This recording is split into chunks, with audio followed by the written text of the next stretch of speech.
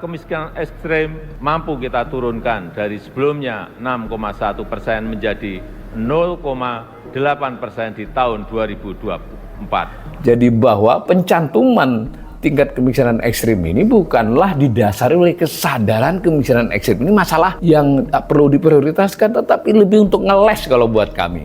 Bukan berarti itu nggak penting ya, Mas. Lebih banyak ngelesnya, dipaksa. Kenapa? Supaya ada indikasi tercapai.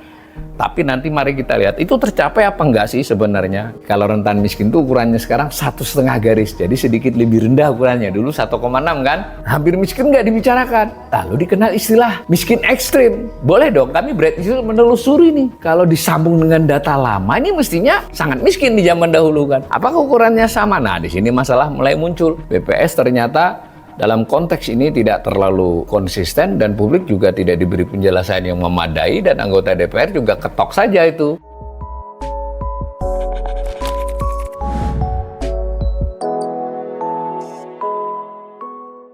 Angka kemiskinan ekstrem mampu kita turunkan dari sebelumnya 6,1% menjadi 0,8% di tahun 2024. Kata-kata tingkat kemiskinan ekstrim ini sebagai target, sebagai angka itu baru dimulai di APBN 2024. Nah, penting nih ya, baru 2 tahun ini nih di APBN 2020, 21, 22, apalagi yang sebelumnya tidak menjadi sasaran dan indikator pembangunan nasional. Sasaran indikator dan pembangunan nasional selama berapa tahun terakhir ya? 6-7 tahun terakhir ini adalah tingkat kemiskinan, kemudian tingkat pengangguran, kemudian Gini rasio, lalu indeks pembangunan manusia, pelan-pelan ditambahkan nilai tukar petani, nilai tukar nelayan, semacam itulah. Ini ada kita tampilkan ini, ya.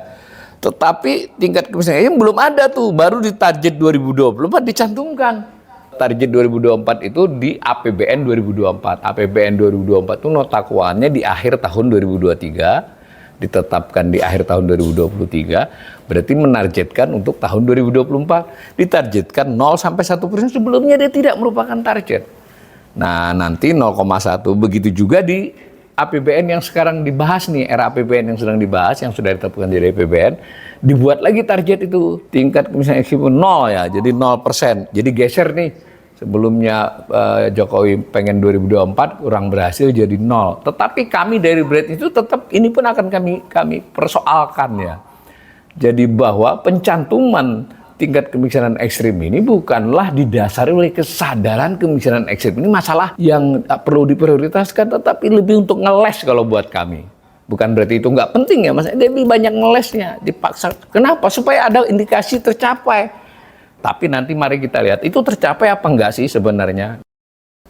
Kita tadi sudah mengutip pidato Presiden di 16 Agustus ya. Beberapa hari kemudian, tepatnya tanggal 28 Agustus, itu ada RDP ya, rapat dengar pendapat DPR, berbagai komisi dengan menteri-menteri terkait atau lembaga terkait. Nah, salah satunya dengan Kepala BPS ya, bersama-sama dengan Menteri Keuangan dan sebagainya.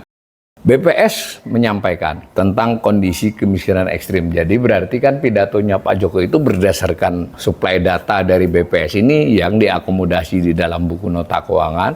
Resumenya disampaikan sebagiannya oleh Presiden Jokowi. Maka dari paparan BPS ini diperlihatkan itu proses 0,83 itu ya. Jadi proses turun dari tahun ke tahun dari 2014 nih sampai ke 2024 ini. Nah, di atasnya yang kemiskinan yang 9,03 ya. Yang ini dari saya bagian ini. Itu maka 2014 sampai 2024 memang Jokowi berhasil menurunkan 2,22 persen poin. Nah, dalam hal kemiskinan ekstrim berdasarkan data ini dulu menurunkan 5,35 persen poin. Harus kita kaji ini. Kok ukuran kemiskinan ekstrim jadi muncul, lalu turunnya signifikan dan sesuai dengan target Jokowi gitu. Kami dari BPS mencoba menggali lebih dalam. Nah, sedikit kembali kepada angka yang tadi dikatakan oleh BPS tentang penurunan tingkat kemiskinan, bukan ekstrim ya, yang khusus tingkat kemiskinan seluruhannya. Maka kita melihat dengan mudah dari data BPS, kemiskinan memang berkurang 2,22%. Benar tadi. Jadi BPS menunjukkan selama periode Jokowi itu telah berkurang 2,22 persen poin dari 11,25 menjadi 9,03. Tapi jangan lupa bahwa itu tidak sesuai dengan yang ditargetkan sendiri oleh Jokowi. Harusnya di tahun 2024 ini adalah 6 sampai 7 ya, berarti 6,5% harusnya. Oh jauh, kalau selisih 3% itu tidak main-main tuh. 3% kali 280 jutaan berarti itu selisihnya berapa? 8 juta lebih itu, 8 juta orang kurangnya. Kemudian kalau kita highlight lagi hanya periode kedua, ini lebih spektakuler lagi, sekalipun karena ada COVID ya, karena ada COVID. Jadi di periode kedua kemiskinan hanya turun 0,38 persen poin, tetapi jumlah penduduk miskinnya justru bertambah 80.000. Mengapa tingkat kemiskinannya turun? Ya karena jumlah penduduknya lebih banyak, angka penyebutnya menjadi lebih banyak. Nah, tapi itu kan karena COVID. Tapi boleh juga dong kami dari Bread Institute menilai. Berarti klaim-klaim bahwa dampak ekonomi COVID ini sudah diatasi, ekonomi telah pulih, sudah itu tidak benar kan? Karena buktinya kemiskinannya seperti itu. Menurut kami dari Bread Institute itu karena hal-hal begini, angka-angka ini, lalu kemiskinan ekstrim dikedepankan jadi pembicaraan ya. Nah, kita perlu tahu dulu sebelum ada kata-kata kemiskinan ekstrim itu sebenarnya BPS itu punya beberapa kali punya istilah ya. Kalau disederhanakan itu dalam beberapa publikasinya dia hanya punya 3 kelas, itu atas, menengah, bawah. Itu dicerminkan oleh data tentang distribusi pengeluaran, 40% terbawah, 40% tengah, dan 20% teratas. Kemudian dalam banyak publikasi BPS yang resmi ya, itu dipakai 5 kelas, atas, high, kemudian menengah, middle class, lalu menuju kelas menengah, aspiring middle class, lalu rentan miskin, vulnerable, lalu miskin, poor. Ini klasifikasi ini terutama terkait ketika BPS banyak bicara tentang kelas menengah ya. Pembagian ini mengikuti klasifikasi Bank Dunia, tapi ukurannya sedikit berbeda. Nah, lalu sebenarnya di beberapa publikasi yang merah itu, yang rentan miskin dan miskin itu banyak istilahnya. Ada rentan miskin lainnya, ada hampir miskin, ada sangat miskin. Dulu sangat miskin ya, belakangan dikenal miskin ekstrim. Jadi yang merah ini semua miskin nih, rentan miskin lainnya, hampir miskin, miskin, sangat miskin, sebenarnya bisa kita katakan terkait miskin. Ukuran BPS terhadap hal-hal ini itu terkait dengan yang disebut dengan garis kemiskinan. Apa itu garis kemiskinan? Garis kemiskinan itu batas ukuran yang dibuat oleh BPS, sebenarnya batas hipotetis ya, tapi kita sederhanakan saja itu batas lah. Bahwa untuk mengukur orang itu miskin atau tidak adalah batas pengeluaran per orang per kapita. Nah, karena yang dipakai adalah data Susenas bulan Maret, ini garisnya garis bulan Maret ya.